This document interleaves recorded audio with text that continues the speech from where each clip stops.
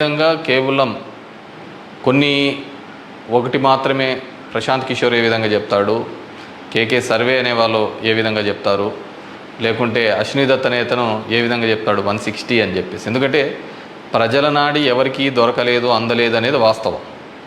అలాంటప్పుడు వీళ్ళు ఏమాత్రం గ్రౌండ్ రిపోర్టు చేయని వీళ్ళకి ఏ విధంగా తెలుస్తుంది? One thing. ఏదైనప్పటికీ కూడా నేను కొన్ని పత్రికల్లో వచ్చిన ఆర్టికల్స్, అదేవిధంగా మిగతా దానిలోకి వచ్చిన ఆర్టికల్స్ని దృష్టిలో ఉంచుకొని మీ ముందు కొన్ని ఉదాహరణలు తీసుకొని రావదలుచుకున్నాను. ఇక్కడ చూసినామంటే తమిళనాడు రాష్ట్రంలో తిరువల్లూరు నియోజకవర్గంలో ఇది పార్లమెంట్ వైజ్గా నేను చెప్తున్నాను. టోటల్ 14,30,738 ఓట్లు పోల్ అయింటే, కానీ ఈవీఎం మాత్రం కౌంట్ చేసినప్పుడు 14,13,941 ఓట్లు 47 ఓట్లు చూపించాడు. అంటే 16,791 ఓట్లు కౌంటింగ్ చేసిన దానికంటే పోలైన ఓట్లు తక్కువగా ఉన్నాయి తిరువల్లూరు అనే విధంగా. అదేవిధంగా అస్సాంలో చూస్తే 10,760 ఓట్లు తగ్గినాయి.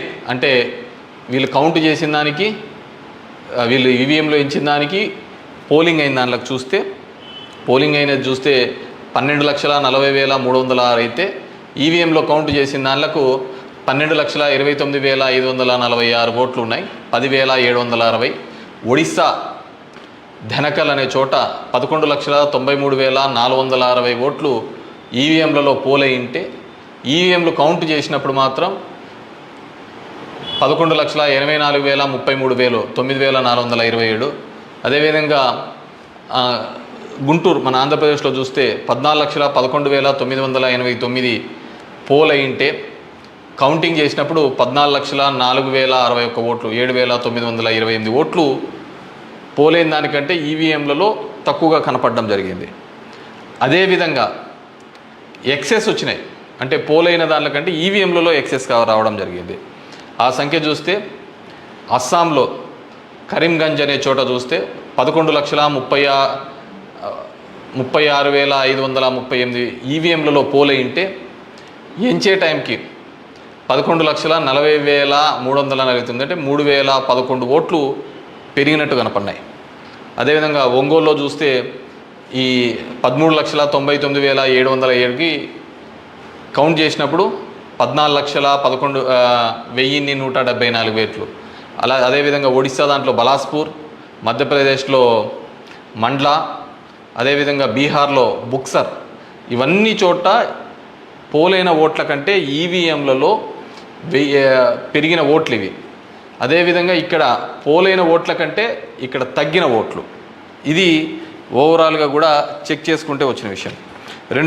రెండో దానికి చూస్తే టోటల్ ఈ విధంగా చూస్తే దేశవ్యాప్తంగా 140 నియోజకవర్గాల్లో ఈ విధమైన ఓటు డిఫరెన్సెస్ జరిగినట్టు మొత్తం దీనిలో ఫామ్ 17Cకి దీనిలోకి చెక్ చేసిన చోట మనము చూడడం జరిగింది. పైకెత్మ అదేవిధంగా ఈ విధంగా 16,000 ఓట్ల నుంచి ఈ విధంగా చేయడం జరిగింది. మే 25 ఈసీ రిలీజ్ చేసిన దాని ప్రకారము, ఒక్క నిమిషం, ఇవన్నీ కూడా చిన్నవి మాక్ ఓటింగ్లలో జరిగినవి ఇవన్నీ అని చెప్పేసి వాళ్ళు చెప్పడం జరిగింది. ఇంకా ఏమంటే ఫామ్ 20 ఇంకా ఇంతవరకు ఆన్లైన్లో కూడా అప్లోడ్ కాలే. మామూలుగా ఇవన్నీ ఆన్లైన్లో అప్లోడ్ కావాల్సిన విషయం. ఎందుకో అవన్నీ చెప్పచ్చు, లక్షల మెజార్టీలలో వస్తున్నప్పుడు ఈ 1000, 2,000, 3,000 ఎందుకు ఈ విధంగా అని చెప్పేసి నేను దానిలో కూడా కొన్ని ఉదాహరణలు చెప్తాను.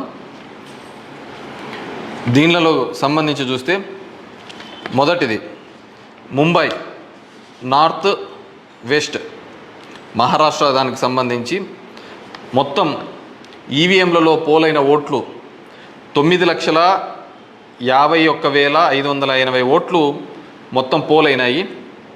కానీ ఈవీఎంలు లెక్కేసినప్పుడు దాంట్లో 9,51,582 ఓట్లు ఈవీఎంలో మాత్రం కౌంటెడ్గా కనిపినాయి. అంటే ఆడ లెక్క చేసిన దానికి దీనికి సంబంధించి తేడా కనపడడం జరిగింది. కానీ అక్కడ ఏం జరిగిందంటే శివసేన యూబీటీ అభ్యర్థి డిఫీటింగ్ అమోల్ గజనాన్ అనే అతన్ని 48 ఓట్లతో మాత్రమే అక్కడ ఓడించడం జరిగింది. అదేవిధంగా సెకండ్ కేసులో చూసినాము అంటే జైపూర్ రూరల్లో రాజస్థాన్లో 12,38,818 ఓట్లు ఈవీఎంల ద్వారా పోలయింటే కానీ ఈవీఎంలలో లెక్కించినప్పుడు మాత్రం అది 12,37,966 ఓట్లుగా మాత్రమే చేయడం జరిగింది. 852 ఓట్లు అక్కడ కౌంట్ కాలే. 852 ఓట్లు అక్కడ కౌంట్ కాలేదు. బీజేపీకి సంబంధించిన రావు రాజేందర్ సింగ్ అనే అతను ఈ సీట్ని గెలవడం జరిగింది. అతను గెలిచిన దానికి మార్జిన్ 1615 ఓట్లు, 1615 ఓట్లతో ఆయన గెలవడం జరిగింది. 1600. కానీ అక్కడ వచ్చిన తేడా 852. ఇది ఇట్లా మారిపోయినా ఇది ఇట్లా గెలిచిందో అంటే ఆ లోయెస్ట్ మార్జిన్. ఎందుకని థర్డ్ కేసు కంకర్ ఇన్ ఛత్తీస్గఢ్, అక్కడ పోలైన ఓట్లు 12,61,103 ఈవీఎంల ద్వారా ఓట్లు పోలైంటే ఈవీఎంల ద్వారా మనకు ఫామ్ 17లో ఇచ్చినప్పుడు ఈవీఎంల ద్వారా ఉండేది. కానీ లెక్కేసినప్పుడు 12,60,153 ఓట్లు అక్కడ కౌంటెడ్ అని 950 ఓట్లు ఆడ కౌంట్ చేయలే, మిస్ అయినాయి. ఎట్లా మిస్ అయినాయో తెలియటంలే, ఎక్కడ కనపడటంలే. దాని ద్వారా బీజేపీకి సంబంధించిన భోరో రాజ్ నాగ్ అనే ఇతను గెలవడం జరిగింది. 1,884 ఓట్లతో గెలవడం జరిగింది ఇతను. Fourth case Farrukhabad in Uttar Pradesh 10,32,244 EVM ఓట్లు పోల్డ్ అయితే కానీ ఈవీఎంలలో చెక్ చేస్తే ఫామ్ 17 ఒక విధంగా ఉంది, దీనిలో చెక్ చేస్తే 10,31,740 ఈవీఎం ఓట్స్తో ఉన్నాయి. 460 ఓట్లు కౌంట్ చేయలేదు. ముఖేష్ రాజ్పుత్ అనే అతను గెలిచినది 2,678 ఓట్లతో. ఇటు గెలుపోవటంలో కంటే మార్జిన్ కంటే అసలు ఈ ఓట్లన్నీ ఎక్కడికి పోతున్నాయి, ఎక్కడికి మిస్ అయిపోతున్నాయి. అండ్ ఈ కేసులలో చూస్తే ఇవి అసలు వీవీప్యాట్లను కౌంట్ చేయాలని, అదేవిధంగా 100% ఇవన్నీ మాల్ ఫంక్షన్గా జరుగుతున్నాయని చెప్పినా కానీ మార్జినల్ ఎల్లరని, అదేవిధంగా సర్ప్లస్ ఓట్లు ఎందుకు వచ్చినాయనే విషయాన్ని ఇంతవరకు కూడా ఎలక్షన్ కమిషన్ చెప్పలేకపోయింది. అదేవిధంగా పార్లమెంట్ వైజ్గా ఎక్కడ తగ్గినాయి ఏ విధంగా అని చెప్పేసి ఇంతవరకు ఒక స్టేట్మెంట్, ఒక రీజనబుల్ స్టేట్మెంట్ కూడా ఇవ్వలేకపోయింది. ఈవీఎంలలో ప్రతి దానిలోనూ కూడా ప్రతి పార్లమెంటుకు సంబంధించి ఈ విధంగా తక్కువ ఎక్కువ వచ్చినట్టు కూడా వాళ్ళు చూపించలేని పరిస్థితి. ఎందుకంటే ఇది గెలుపోవటంలో సంబంధించిన సమస్య కాదు. ఎలక్షన్ కమిషన్ ఇంకా ఫామ్ 20 అనేది అప్లోడ్ కాకపోవడం, ఎలక్షన్ కమిషన్ కేవలం ఒక 10 రోజుల ముందు ఎందుకు అతను రిజైన్ చేసినాడు, ఏ కారణాల వల్ల రిజైన్ చేసినాడు, ఇప్పటి నుంచి మీరు ఎలా బిహేవ్ చేస్తారు, ఎలా ఉంటుంది, ఎలా ఎమోషనల్గా జనాలు కనెక్ట్ చేసుకుంటారని బట్టి మీరు వాళ్ళని ఓడించి మీరు ముందుకు వెళ్ళడం అనేది ఉంటుంది, ఆస్కారం ఉంటుంది. అంతేగాని మామూలుగా ఓవరాల్గా హైపోథెటికల్గా చెప్పలేదండి. వైసీపీ వాళ్ళు మళ్ళీ పుంజుకోవాలంటే ఏం చేస్తే బాగుంటుంది సార్? స్టిక్ అవ్వాలి. ఫస్ట్ లీడర్షిప్, ఫస్ట్ ధైర్యం ఇవ్వాలి. అయిపోయింది. మనకు 30% ఓట్ బ్యాంకింగ్ ఉంది. 130 మంది నిలబడ్డారు. మనకు ఇంకో 10-15% పెంచుకునేదానికి, 20% పెంచుకునేదానికి ఆస్కారం ఉంది. పెంచుకోవడానికి ఏం చేయాలంటాను? అదే ఫస్ట్ ఇదే చెప్పాలి. నమ్మకం కలిగించాలి. ఓట్ బ్యాంకింగ్ ఉంది కదా, నమ్మకం కార్యకర్తల్లో కలిగించాలా, ప్రజల్లో కలిగించాలా? వాళ్ళు ఇద్దరికి. దాంట్లో కార్యకర్తలు అనేవాళ్ళు వాళ్ళకి అనుసంధానం మధ్యలో ఉంటారు. కార్యకర్తలకి కలిగించాలి, జనాలకి నమ్మకం కలిగించాలి. కలిగిస్తున్నప్పుడు జనాలకు నమ్మకం వస్తున్నప్పుడు కార్యకర్తలు ఇంకొంచెం ఎక్కువ పనిచేస్తారు.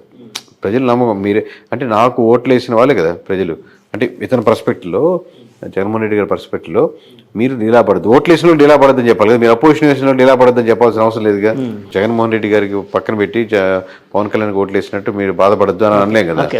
సో ఈయనకు ఓట్లు వేసిన వాళ్ళు రిప్రజెంట్ చేస్తూ అందరు మీటింగ్ పెట్టలేము కాబట్టి జనరల్గా స్టేట్మెంట్స్ ఇవ్వగలుగుతారు. వాళ్ళకి చెప్పి వాళ్ళకి మోటివేట్ చేసి ఇది ఫర్దర్ ప్లాన్స్ అని ఎక్స్ప్లెయిన్ చేసి ఒక్కొక్క స్టెప్ బై స్టెప్గా మరీ చేసుకోవచ్చు. సార్ మీరు ఇప్పుడు 2019లో మీరు చెప్పింది జరిగింది అంటే సిమిలర్ ఆల్మోస్ట్ యాక్యురేట్గా వచ్చింది. అలాగే 2024లో కూడా వచ్చింది. ఆ ఫిగర్స్ అంటే యాక్చువల్గా మామూలుగా మీరు ఒక సెఫాలజిస్ట్గా ఒక శాస్త్రీయ పద్ధతిలో చేస్తూ ఉన్నారు, ఒక నెంబర్ చెప్తారు, అది నిజమైనప్పుడు మీకు ఎలాంటి ఆనందం కలుగుతుంది, ఎలాంటి ఫీలింగ్ కలుగుతుంది? నేను చూస్తున్నాను సార్, మామూలు నెంబర్ +5 లోపలే ఉంటుందని ముందుగా నా ఎక్స్పెక్టేషన్. 5 అనేది అది ఇంత దగ్గరికి వచ్చి ఏదో ట్రైన్ S1 దగ్గర S1 ఆగినట్టు, S2 దగ్గర S2 ఆగినట్టు అలా వచ్చి దగ్గరగా హ్యాపీ, దానికి ఆనందమే. అంటే మనం ఇంత బాగా చేసామని కాన్ఫిడెన్స్ అయినా బూస్టప్ అవుతుందా? కాన్ఫిడెన్స్ మామూలు పెద్ద డిఫరెన్స్ లేదు సార్, మామూలుగా అలాగే ఉంది. కానీ ఓకే, చిన్న నెంబర్ వచ్చి ఆగింది కదా అనేది ఒకటి అంతే. టూ మచ్ ఎక్సైట్మెంట్ ఏం లేదు, టూ మచ్ బాధ లేదు. ఆ దాటితే అబ్బా ఎందుకు మిస్ అయింది అని ఆలోచించిన వాళ్ళం. దగ్గరికి వచ్చింది కాబట్టి ఓకే, మన బాగానే ఉంది, రైట్ అంతే. మీ నుంచి నెక్స్ట్ బ్లాస్టింగ్ నెంబరు ఏ స్టేట్ ఎలక్షన్కి సంబంధించి ఉండొచ్చు? అదే చూద్దాం సార్. ఇప్పుడు ఇంటర్వ్యూలు అయిపోయాక మళ్ళీ ఇప్పుడు ఏ స్టేటా, మన GHMSకి వెళ్ళాలా, ఢిల్లీ వెళ్ళాలా, లేకపోతే ఇంకో స్టేట్ వెళ్ళాలా, రకరకాలుగా ఆప్షన్స్ ఉన్నాయి. ఓకే, ఒకసారి కూర్చొని అంతా అయిపోయాక డిస్కస్ చేసి టీం ఎలా బిల్డ్ చేసుకుందాం, వేరే స్టేట్స్ అంటే ఎలా చేయాలి, రీఆర్గనైజ్ చేసుకున్నాం, మంచి స్ట్రక్చర్గా బిల్డింగ్ తీసుకొని ప్రాపర్గా చేసి కంట్రీ వైడ్గా చేసే కెపాసిటీ ఉందని నమ్ముతున్నాం. ఇంకొంచెం స్ట్రెంగ్స్ కావాలి దానికి, ఈ లెవెల్కి సరిపోదు. ఒక ఆర్గనైజేషన్ స్ట్రెంత్ లాగా చేసుకొని ఇంకా పొలిటికల్ అకాడమీనే ఒకటి స్టార్ట్ చేస్తున్నాం, కేకే పొలిటికల్ అకాడమీ అనుకుంటున్నారు సార్. చేద్దాం అనుకుంటున్నాం. అంటే ఏంటి సార్ పొలిటికల్ అకాడమీలో ఏముంటుంది, ఏం చేస్తారు? అంటే ఇప్పుడు సడన్గా వచ్చేసి ఎమ్మెల్యే అవుదాం అనుకున్న వాళ్ళు, లేదా ఆ ఫ్యామిలీస్ నుంచి వచ్చిన వాళ్ళు, లేదా బయట వాళ్ళు, కానీ వాళ్ళు మాట్లాడడం రాదు, లేదా సరిగ్గా కాన్ఫిడెంట్గా మాట్లాడలేరు, లేదా ఇలా మీలా ఇంటర్వ్యూ క్వశ్చన్స్ చేస్తున్నప్పుడు ఎక్కడి నుంచి స్టార్ట్ చేయాలి, ఎక్కడ ఎండ్ చేయాలని, అలాగే వాళ్ళు ఆ జిల్లా నియోజకవర్గ సమీకరణాలు ఏంటి, పరిస్థితులు ఏంటి, సమస్యలు వెళ్ళినప్పుడు ఏ కమ్యూనిటీ వెళ్ళినప్పుడు ఎలా బిహేవ్ చేస్తే బాగుంటుంది, అలాగే కంట్రీ గురించి ఏదైనా ఒక నాలెడ్జ్ ఇస్తే ఉంటే బాగుంటుంది, ఇంటర్నేషనల్ అఫైర్స్ గురించి కొంచెం నాలెడ్జ్ ఉంటే బాగుంటుంది. ఇలా ఓవరాల్గా ఒక ప్యాకేజ్ లాగా కెమెరామ్యాన్కి చిన్న కెమెరా ట్రైనింగ్ లాగా స్టార్టింగ్ ఇనిషియల్ ఎలా పట్టుకోవాలి, బేసిక్ థింగ్స్ లాగా.